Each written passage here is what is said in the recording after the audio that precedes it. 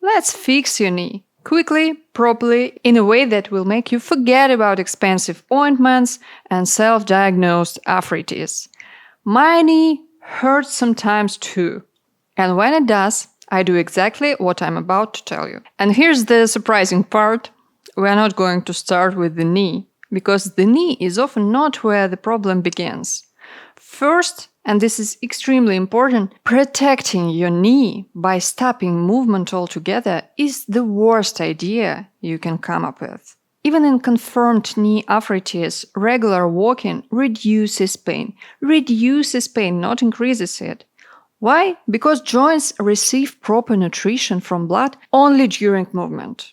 Without movement, there is stagnation. Now, if you're lifting 400-pound barbells and your knee hurts, of course, yes, heavy loads like that should be paused during flare-ups. But walking, daily movements, absolutely necessary. So, why does buying a cane and saving the knee often make things worse? Because when you stop using one leg, you overload the other leg. The load increases and it becomes asymmetric. Your body shifts, your alignment changes, and suddenly all your joints start moving differently than they are designed to, not just your knees.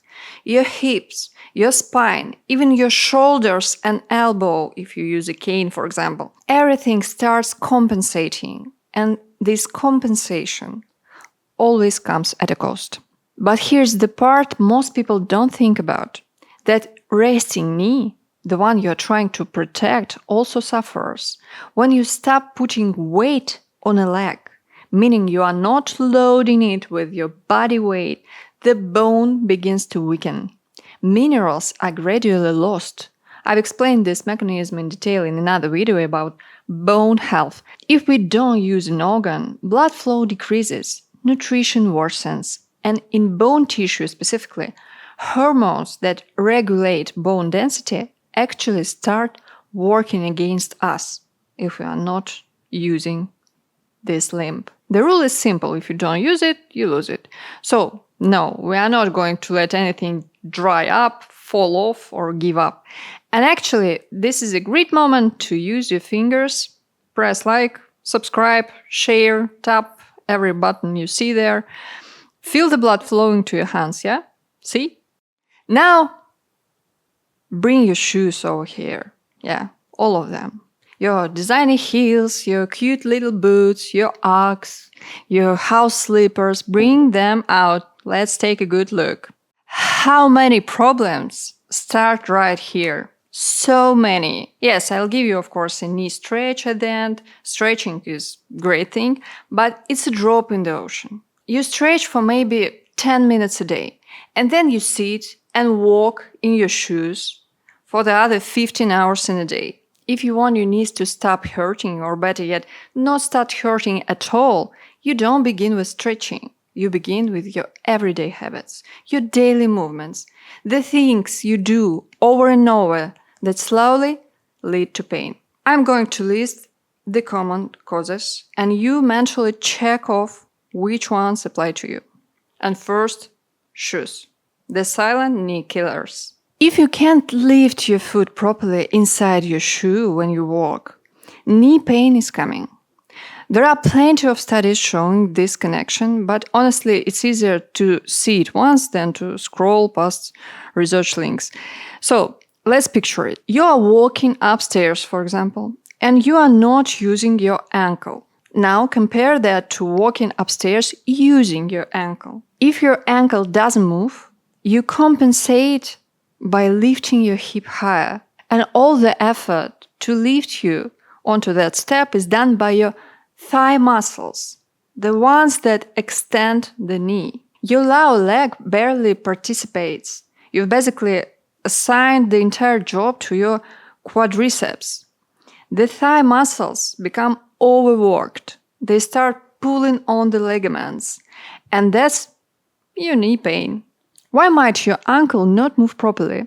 It could be shoes that press against the front of the ankle and prevent you from lifting your foot upward. It could be very stiff shoes very thick tongues, or the habit of lacing your shoes like ice skates. Don't do that. Your foot needs to move freely up and down. Without that motion, your knees will suffer. Second problem, the opposite extreme. Shoes that are too soft, too loose. When you walk in them, if you move your foot normally, they start just slipping off. So what do you do in this case? You subconsciously grip them. You tense your ankle. You claw with your toes to hold onto that glass slipper so you don't lose it. And that's it. Knee pain is on the way. This is especially common with flip-flops, Ugg-style boots, clogs, mule shoes, and overly loose footwear. Your shoes should stay on your feet by themselves. If you have to hold them on with your ankle or your toes, get rid of them. Otherwise, you'll be paying for knee ointments instead. The next one is worn-out soles.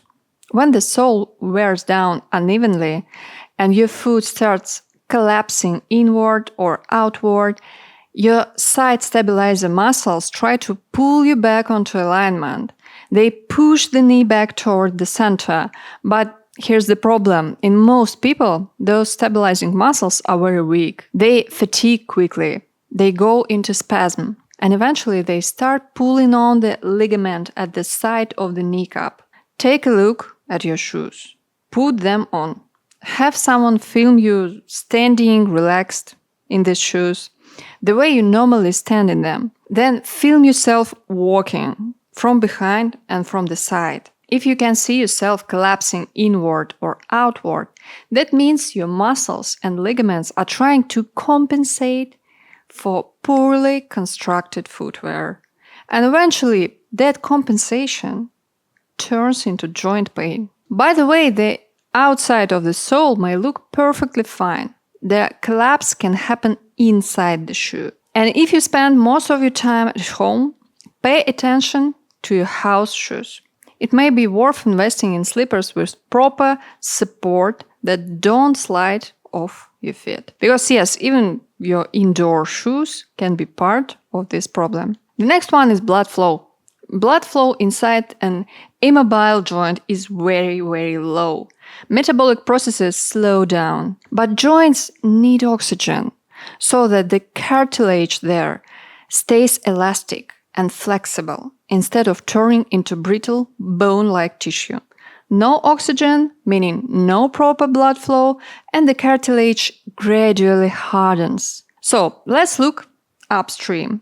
Where exactly did we slow the circulation down? Oh, for example, underwear leaving tight elastic marks on your thighs, or jeans digging into your skin. Socks with tight bands, those mostly affect the ankle, of course, but still. Gather all of that up and throw it out. Don't let your clothing damage your health. Now, the posture. If you sit for long periods, especially in awkward positions with joint sharply bent, very low, for example, in a car seat, or sitting on the toilet for too long and your legs go numb, that means blood isn't flowing properly there. Blood gets pulled in the lower part of the body. It lingers there. It moves slowly. And inside the tissues, low oxygen processes begin. Those processes produce byproducts that the body then has to deal with. Here's a very rough example. If someone is trapped under rubble and their leg is compressed for several hours, for example, you can't just free the leg and walk away. A tourniquet has to be applied first and IV fluids started because during the time of compression, too many toxic substances accumulate in that limb. If blood flow is suddenly restored, those substances can flood the system and poison the entire body. A person can even die from that. When your legs go numb from sitting, something similar happens, just in a much milder form. So get up, move, adjust your posture. Don't sit cross-legged or somehow like that for long periods. Don't tuck one leg under your body. Make sure nothing is constantly compressing your circulation. Next one is load. Think about this honestly. Did you recently start doing something new? Never used to take the stairs, for example, and now you do. Deep cleaned the entire house without a mop, crouching the whole time. Played on the floor with your child, kneeling for hours. Ask yourself, what new position or new type of activity entered your life recently? Identify it, adjust it, or temporarily remove it. And finally, a very important point. Joint wear and tear as something you prevent by walking less is a myth. There is no benefit to saving your joints by reducing movements. In fact, people who walk less often have more joint pain. Even in knee arthritis, regular walking reduces pain. But, and this is very important, joint damage is not a myth. Moderate, controlled load is very excellent for the joint. Extreme load, the kind associated with ligament tears, dislocations, fractures, is harmful. Don't destroy yourself in the name of sports. Take breaks. Do gentle stretching during the training. Be cautious with heavy weights. And remember, not everyone needs to do the splits. Not everyone needs ballet-level flexibility. At our department, for example, at university, we studied hip and knee osteoarthritis extensively. And many of the research subjects were not elderly people, not at all. Most of them were teenage girls, 15, 16 years old. And they were involved in rhythmic gymnastics. Entire hospital wards full of them in trauma units. And now, as promised, stretches for knee pain. If you look at the leg mechanically, it's basically a system of levers and pulleys. Like in physics, something pulls here, something lifts there. The knee, and especially the kneecap, is literally a pulley with ropes thrown over it. Those ropes are your tendons. The kneecap exists so those tendons don't grind down and can glide smoothly. Bones are the rigid lever arms. Muscles are the ropes that tighten or loosen the whole system. And wherever there's movement, that's where problems tend to show up. Think of a door. The most common issue, the hinges. But if the hinges sag and the door won't close, the problem usually isn't the hinges themselves, it's that the door is too heavy. Joints work the same way. Most of the time, the problem isn't the joint itself. It's the muscles pulling through the joint and putting stress on the ligaments. So, when your knee hurts, very often it's because the upper muscles, the quadriceps, are very tight. They pull the tendon upward, which increases pressure on the knee. Another common scenario, tight, overworked calf muscles pulling downward. If the pain is on the inside or outside of the knee, that usually points to tight inner thigh muscles or outer thigh muscles. So if you want your knee to stop hurting, those are the muscles you need to stretch. Do all stretches on both sides, even if only one knee hurts. We don't want some imbalances. Now let's move on to exercises for knee pain. Sit down on a mat. Keep your back straight. No arching in your lower back, but don't round it either. Bend one leg and hold it with your hands, clasping your hands just under the knee. Your thigh should stay completely stable the whole time. No rotating, no lifting up or dropping down. Now slowly lift your lower leg. Basically, you are extending the knee. Keep your foot flexed, toes pulled toward you.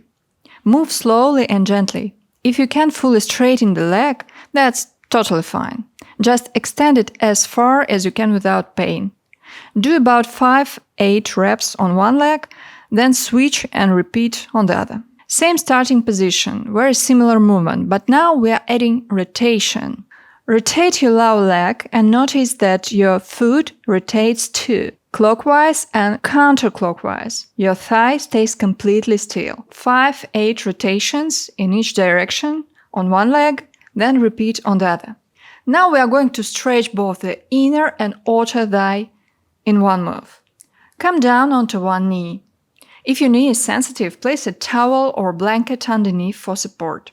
Extend the other leg out to the side and lean your body toward that straight leg, reaching sideways. Your supporting thigh, that one on the floor, should stay vertical. You should feel a stretch along the outer side of the thigh on the bent leg and the inner thigh of the straight leg. Then switch sides and repeat.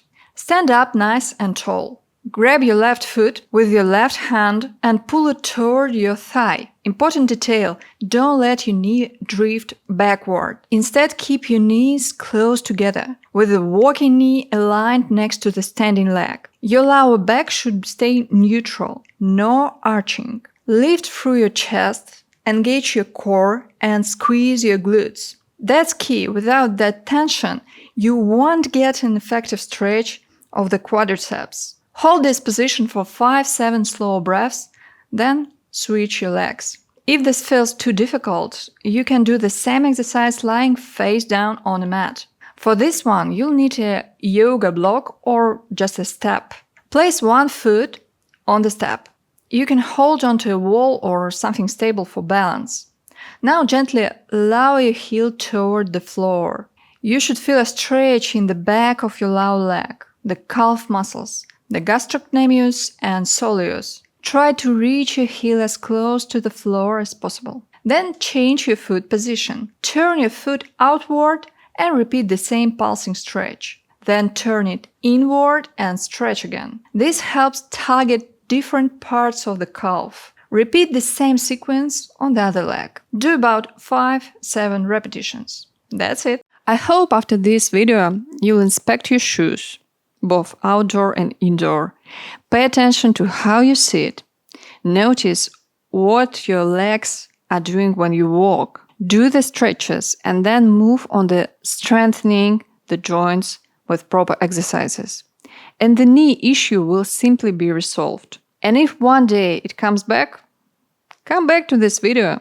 You already have a ready-made action plan here. Don't forget to subscribe if you haven't yet. Wishing you health, ease of movement, and I'll see you in the next video.